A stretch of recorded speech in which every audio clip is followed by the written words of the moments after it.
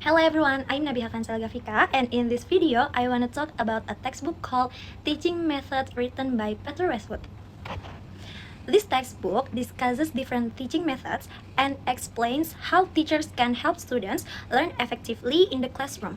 The book is not only about how teachers teach, but also about how students learn, think, respond, and develop understanding. After reading this textbook, I feel that the writer really wants teachers to understand that there is no single perfect teaching method for all students and all situations.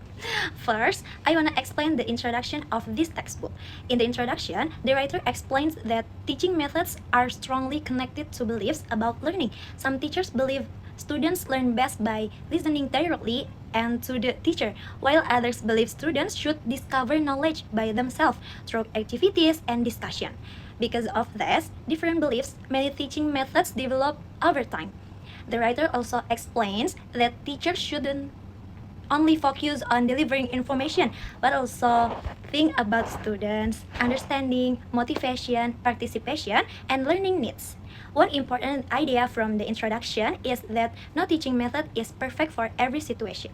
Teachers need to choose methods based on the learning goals and students' abilities. And next, I want to explain the background of this textbook. This book was written by Peter Westwood, an educator and researcher who focused on teaching and learning methods. The textbook was published to help teachers understand both traditional and modern approach in education. The background of this book is related to changes in education systems over many years. In the past, classrooms were mostly teacher-centered. Teachers explained lessons directly, and students mainly listened, memorized, and followed instructions. However, later many educational experts believed students should become more active participants in learning. Because of this, new methods like constructivism, inquiry learning, and problem-based learning became more popular. The writer created this textbook because many teachers were confused about which method is actually the best.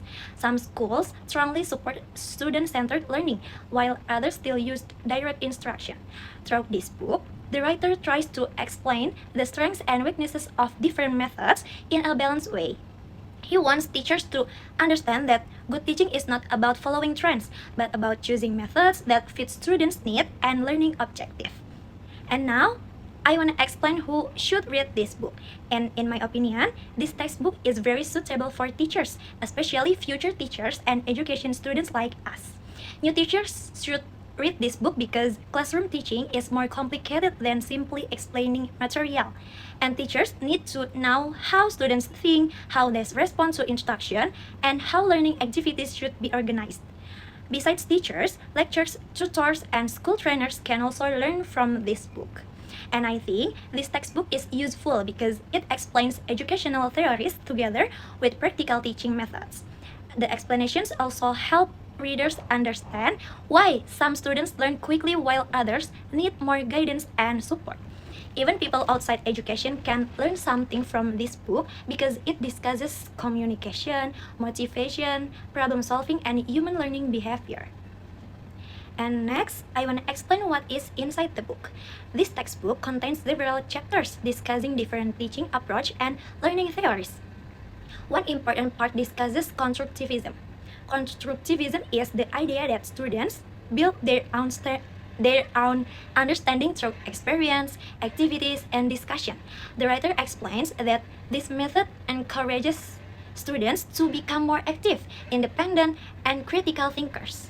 However, the book also explains that constructivist learning may not work effectively for all students, especially students who still need strong guidance from teachers. Another important part discusses direct teaching and direct instruction.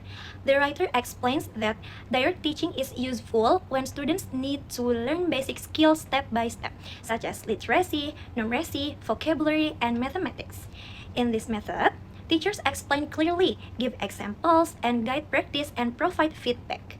The book also explains 6 important parts of effective direct teaching, such as daily review, clear explanation, guided practice, feedback, independent practice, and the last, regular review. The textbook also explains interactive whole class teaching. This method combines teacher explanation with student participation. Students are encouraged to answer questions, share opinions, discuss ideas, and explain their thinking. The writer says this method can increase student attention, participation, and understanding because students become actively involved in the lesson.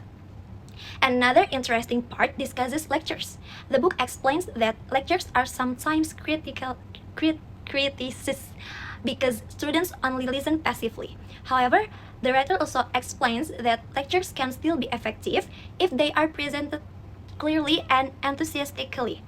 According to the book, lectures are appropriate when teachers want to introduce new topics, provide overviews, or explain information quickly and clearly. And the writer also explains that teaching methods should match learning goals. Some methods are effective for basic skills, while other methods are better for creativity, discussion, or critical thinking. Because of that, teachers should be flexible and not depend on only one method. And now, I want to explain why I choose this textbook and its strengths. I choose this textbook because teaching methods are very important for future teachers. Many people think teaching is only about explaining lessons, but actually, teachers also need to understand how students learn best. I like this textbook because the explanations are detailed, balanced, and realistic. The writer doesn't say that one method is always better than another. Instead, he explains when a method is effective and when it may not work well. Another strength is that the book is supported by research and educational theories. The writer includes many expert opinions and research findings, so the explanations feel more trustworthy and academic. Besides that, the textbook gives practical examples that are easy to connect with real classroom situations. And I also like how the book encourages teachers to think critically about education. The writer reminds teachers that students are different from each other. Some students need direct explanation, while others learn better through activities and discussion. So, teachers should become flexible, creative, and thoughtful when planning lessons. Besides that, the organization of the book is very clear. Each chapter discusses one main topic, followed by explanation, strengths, weaknesses, and practical applications. This structure makes the textbook easier to understand. And however, in my view, this book also has some weaknesses. The first is some explanations are very long and academic, so beginner readers may feel confused by difficult educational terms. Readers who are not familiar with theories like constructivism or cognitive load theory may need extra effort to understand the ideas fully. Another weakness is that some examples in the book feel old because the textbook was published quite a long time ago. The book also doesn't discuss modern digital learning or technology in education very much. In today's classrooms, teachers often use online learning platforms and digital tools, so readers may want more modern examples. And I also think some parts focus more on theory than classroom stories or practical activities. Even though the explanations are useful, some readers may prefer more real classroom cases and experiences from teachers. And lastly, I want to explain why you should read this textbook. I think this book is important because it teaches us that teaching is not only about transferring information. Good teaching also involves understanding students, choosing suitable methods, and helping students learn meaningfully. This textbook helps future teachers become more reflective and open-minded. The book also reminds us that every student learns differently.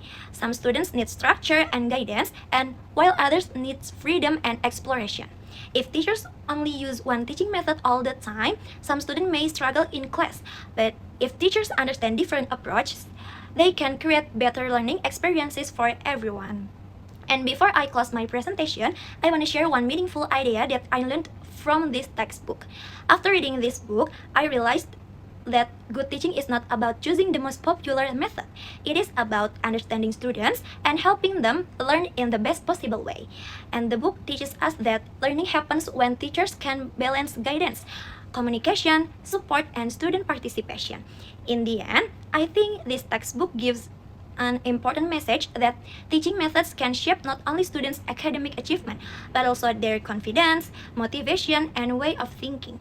Sometimes one good teaching approach can completely change how students feel about learning. Maybe just this from me. Thanks for your attention and bye-bye.